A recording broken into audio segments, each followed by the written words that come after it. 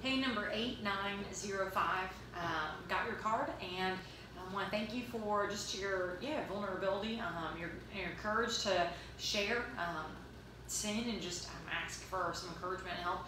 And so the first thing I notice when I look at your card is really a laundry list of things. You did not hold back, and you listed off quite a long list with just some things that have similarities: depression, anxiety, body image, self-harm, but then two, just dealing with other people, being thoughtful, being quiet, or paying more attention, or believing in other people, and still even more than that, but you just listed a lot.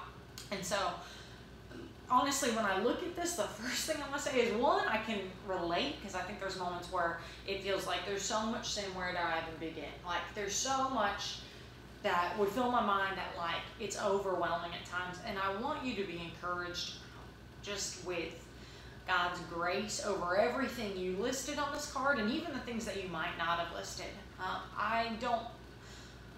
It could be so easy to just be so bogged down of, there's no hope. Where do I even begin, and how do I even start to tackle all these things that I'm struggling with and having, sin problems with, and just doubt and issues with? How do I even begin to tackle that mountain? And I want you to remember that you don't have to tackle that on your own. You don't even have to tackle that at all, technically, because Christ already tackled it on the cross for you.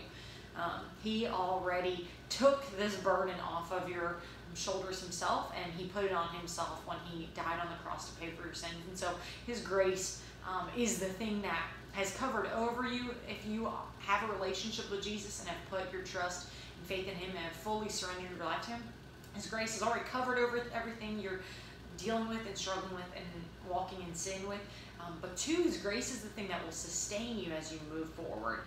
Philippians 1:6 talks about being confident of this very thing, that God's going to complete the work that he's begun in us. He's going to finish the good work he's already started. And so I want you to hear that. The grace that's covered over sin is also the grace that sustains, and it's a promise. It's not just an idea or a thought, but it's a promise in Philippians 1:6 that we can be confident that God is going to complete the good work that he's begun in you. And so where he's already revealing sin and moving you to confession, he's going to be the one that continues to chip away at it, just sin by sin and struggle by struggle. So I want you to be encouraged, if anything, first and foremost. Just be encouraged that God's grace doesn't just cover, but God's grace sustains as you walk through the sanctification process. Big fancy word for just looking more like Christ. And so the last thing, as I read through all these, there's differences. They span quite a range of topics, but ultimately the thing that I feel like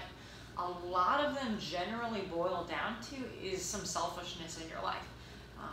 Even depression and anxiety and self-harm or body image or pride, a lot of those are just very introspective, because your eyes are focused probably just a lot on yourself. A lot on, that's where those anxiety and pride issues, even of am I good enough? Am I worthy enough? Am I, well, yeah, I'm great, I'm awesome. It's all these very introspective, constantly looking at yourself. Even just courage, can I actually do this? Well, I don't know, so I don't have the courage.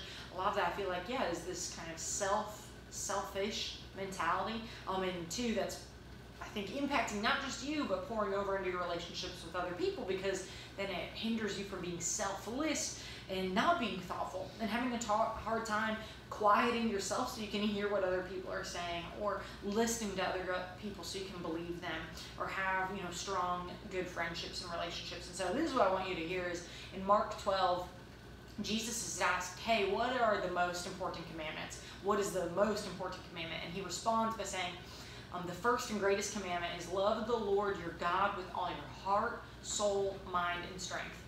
And so when we think about that, what's it look like to love? Well, we love people when we get to know people. When we get to experience closeness and relationship with others, we grow in our love and our knowledge of who they are, and our capacity to love them. And so that's the first and most important command. And so even where you're dealing with all these things that are kind of rooted in this selfishness and a very self-focused view and lens, God is calling you, and the most important command, Jesus says, is to love the Lord your God with everything that you have, with your heart, soul, mind, strength, your mind, getting to know Jesus and love God. It comes by knowing him, by reading his word. He's given us the gift of the Bible as his love letter to us. So study with your mind so you can actually know God more, with your strength and your soul, with everything that's in you, that you would be focusing on Christ first and foremost, and who God is first and foremost. And ultimately, I think that will kind of help break these selfish tendencies, and where you're dealing with just self-image issues and self-pride issues, and courage that's hard because you're dependent on yourself. When you begin to look at the Lord first and foremost, it takes your eyes and turns them off of yourself and our failures and shortcomings, and turns it onto the one who is completely perfect, completely all-knowing, completely gracious and merciful. And then Jesus follows that up by saying the second command that'd be most important is to love your neighbor as yourself. And so we start by loving God first and focusing our eyes not on ourselves, but on our King, who is perfect and loving and has set the model of what it looks like to do life. And then after that, it doesn't even turn to self then, but Jesus says, no, love Lord your God with all your heart, soul, mind, and strength, and then love your neighbor as yourself. So look at the people around you and love them like Jesus has taught us to love, and modeled and shown and set the example to love for us. And so where, your relationships are being impacted, where you're having a hard time quieting down, where you're having a hard time paying attention to others or believing in others or being thoughtful, a lot of that begins to shift when we take our eyes off of ourselves, first focus on the Lord, and then as he teaches us how to love and what love is, teaches us how to love others, and then we can go and, love our neighbor as ourselves. And so, that's what Jesus has kind of told us is, man, this is the most important thing. Start with just knowing the Father and getting to know him through his word, and let him set the model and example of, hey, this is how I love you and how I want you to love others. And then you'll be able and equipped, and I think taught how to let that soak in and sink in for yourself, and then impact your relationships with other people. But also too, it's really, I know you just have a lot on here, and maybe you want to talk more specifically and in detail about some of these things, and I understand that. So please, I encourage you, come talk with me, come find Hunter or Corey or Brian. We'd love to talk with you more and take more time than even just a video to, specifically go through some of these things you're dealing with and talk about, hey, what does God's word have to say a little bit more specifically?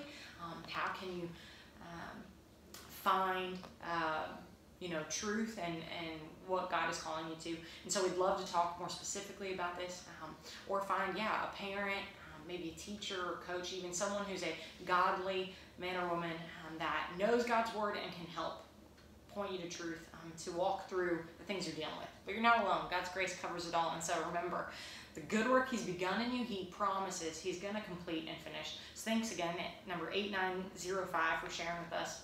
We love you and are so glad you shared.